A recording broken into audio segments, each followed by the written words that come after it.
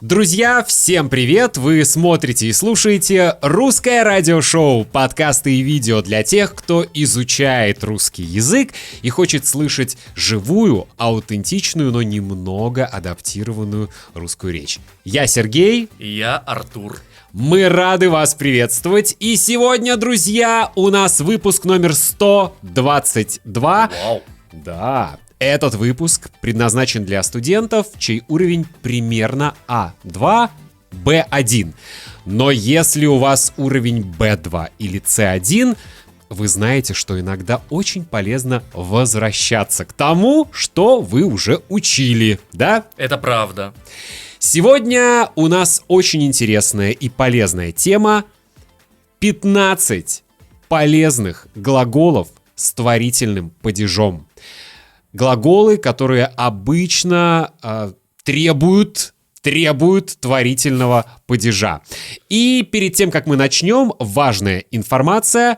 Друзья, мы с Артуром можем стать вашими учителями. Подписывайтесь на наши социальные сети. А это TikTok, это YouTube, это Instagram. Приходите на наши уроки, будет здорово, полезно и очень интересно. Кстати, Артур, например, недавно начал работать со студентами от уровня А2. И если у вас уровень А2, Б1, Б2, С1... Я жду вас, приходите. Я тоже работаю со студентами этого уровня и также с, как мы их называем, бигинерами, с теми, кто только начинает изучать русский язык. Итак, друзья, вы готовы? Еще раз напомню, 15 полезных глаголов с творительным падежом. Кем? Чем? Кем-чем, да. Это очень важная информация, творительный падеж. Вопросы кем, чем или с кем, с чем. Если вы боитесь что-то не понять, вы можете включить субтитры на русском языке или на другом языке, но лучший вариант — это на моем сайте russianradioshow.com скачать PDF-файл с транскрипцией. Всю такую официальную информацию мы сообщили, теперь переходим к теме нашего подкаста. Русское радиошоу. Начнем с самого популярного глагола. Это глагол «быть». Глагол «быть».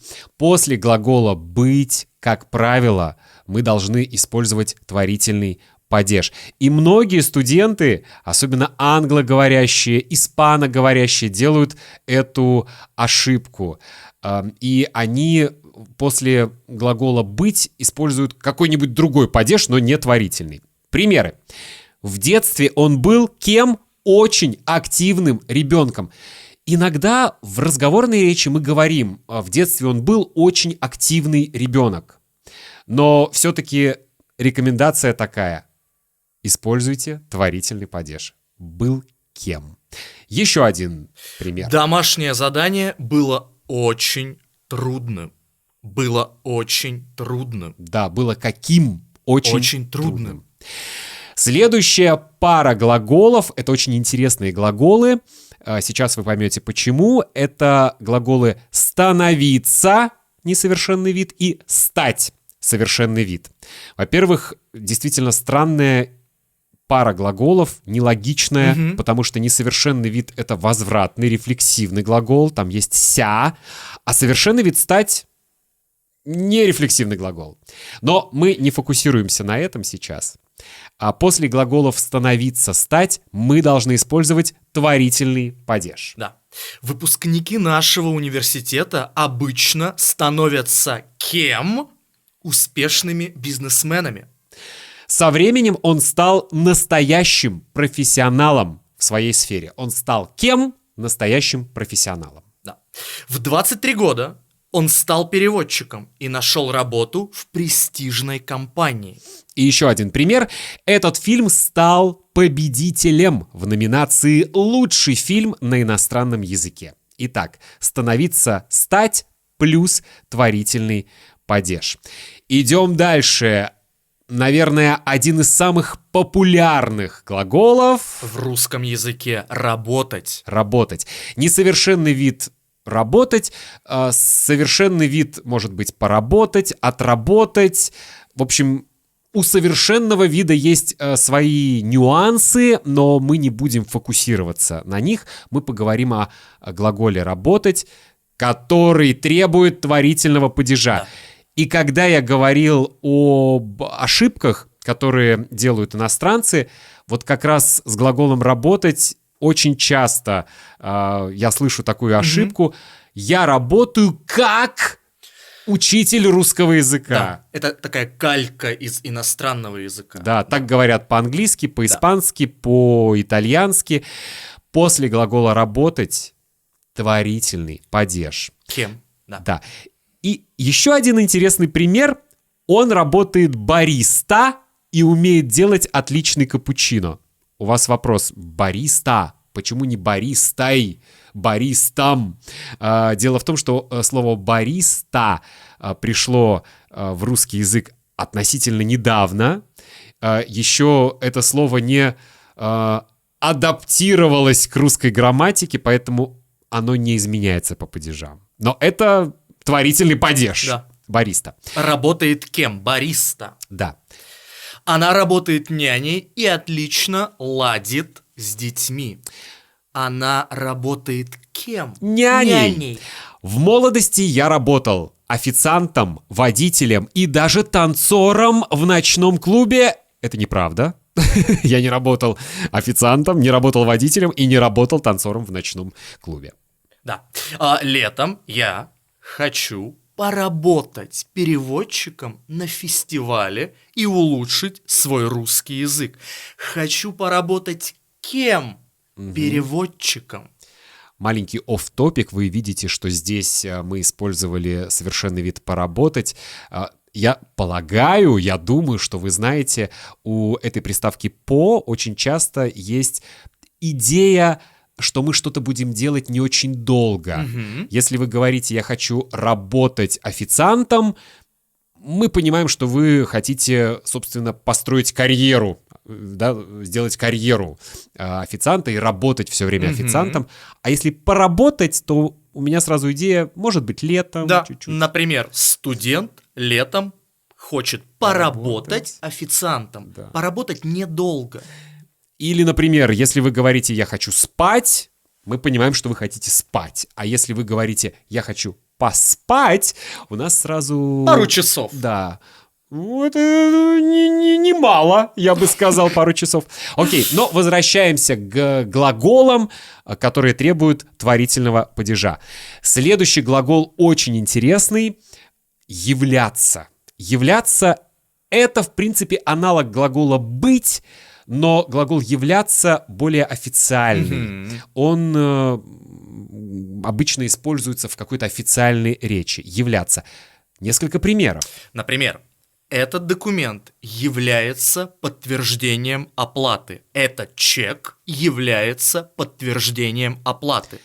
Этот район является хорошим местом для жизни. Этот район является хорошим местом для жизни. Да. Франция является самой популярной европейской страной среди американских путешественников. Франция является самой популярной страной. Кстати, не знаю, правда это или нет, но действительно я слышал, что очень часто, когда американцы говорят «я еду в Европу», чаще всего они едут во Францию. Да. Это, как правило, Париж, Рим и Лондон. Да, Франция, Италия и Англия. Следующий глагол, который требует творительного падежа, это интересоваться — несовершенный вид, и заинтересоваться — совершенный вид. Обычно этот глагол присутствует в учебниках по русскому языку как иностранному для студентов уровня А2. Итак, интересоваться. Примеры. Например, он интересуется русской культурой и часто смотрит фильмы на русском. Она интересуется историей, чем историей, и любит музеи. В 13 лет я интересовался чем? Английской литературой. После урока она заинтересовалась этой грамматической темой и решила найти дополнительные материалы. Если вас заинтересовала тема нашего подкаста, вы тоже можете найти дополнительные материалы в интернете. Идем дальше. Следующий глагол тоже очень популярный, мы часто его используем, и вы знаете такие слова, такие фразы, как заниматься спортом, например. Заниматься сексом, например. Заниматься — несовершенный вид, заняться — совершенный вид. Он каждый день занимается чем? Спортом, чтобы всегда быть в форме. Она занимается чем? Русским языком каждый день по 20 минут. Мне кажется, лучше заниматься русским языком каждый день как минимум час. Это правда. И если вы хотите заниматься русским языком с нами, вы можете найти наши контакты внизу в описании к этому выпуску. Еще один пример. В этом году он решил заняться здоровьем. Теперь он больше ходит пешком и меньше ест сладкое. Это не про меня. Видите, интересный пример — заняться здоровьем. Мы тоже так Да, говорим. да, это То правда. есть, обратить внимание на свое здоровье, обращать внимание на свое здоровье. В субботу мы займемся уборкой. Займемся чем? Уборкой. И, наконец-то, наведем порядок дома. 7 глагол — увлекаться, несовершенный вид, увлечься, совершенный вид. Она увлекается фотографией и всегда носит с собой профессиональный фотоаппарат. Он увлекается кулинарией и любит готовить для друзей. Я вчера увлекся просмотром этого сериала и лег спать очень поздно. Это правда. А что за сериал? Я расскажу тебе вне нашего подкаста, хотя нет, я могу... Это горячее соперничество? Нет, я тебе рассказывал уже, что я посмотрел очень интересный сериал на Netflix, сериал, который снимали в Барселоне. Да, я вспомнил. Это детективный сериал, он называется в русском переводе «Город теней». Да, там 6 серий, рекомендую. Друзья, маленькая пауза. Хочу напомнить вам, что у меня есть русский разговорный клуб. Он предназначен для студентов, чей уровень B1, B2. Так что если ваш уровень B1, B2, может быть даже C1 или может быть A2+, добро пожаловать. Все подробности на моем сайте russianradioshow.com. Русское радиошоу. Итак, продолжаем. И следующий интересный глагол. Пользоваться. Пользоваться – это несовершенный вид. И воспользоваться – совершенный вид. Да, в некоторых учебниках этот глагол дают вместе с глаголом «использовать», но в принципе, без нюансов, без деталей, идея одинаковая. И значение одинаковое, в принципе. Но эти глаголы требуют разных падежей. Использовать «что» — это винительный падеж, а вот пользоваться, воспользоваться — творительный Кем, падеж. чем, Да. да. И Примеры. Я часто пользуюсь общественным транспортом, потому что у меня нет машины. В поездке мы воспользовались банковской картой друга, потому что наши карты не работали. Да. Мы воспользовались твоей картой, Отлично. пока ты спал. На ней 10 евро, не думаю, что вы далеко разгулялись. Друзья, следующий глагол — гордиться. Гордиться кем? Гордиться чем? Он гордится своей работой, потому что она приносит пользу обществу. Она гордится сыном, потому что он хорошо учится. Следующая пара глаголов — владеть, несовершенный вид, овладеть, совершенный вид. Еще есть совершенный вид завладеть, это значит стать владельцем чего-то или кого-то. Так что вы видите, есть нюансы. Но мы остановимся на вот этой паре владеть, овладеть. Хотя я приготовил один пример и с глаголом завладеть.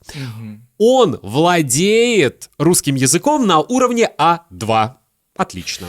За год она овладела разговорной речью и стала говорить увереннее. Я обещал вам пример с глаголом «завладеть». Мне в голову сразу пришла мысль: Дональд Трамп хочет завладеть Гренландией. 11-й глагол — управлять. Управлять. Чем, кем? Он управляет этой компанией уже много лет.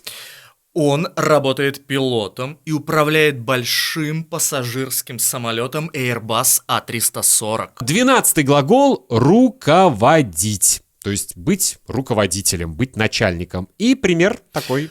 Он руководит командой из 10 человек. Отлично.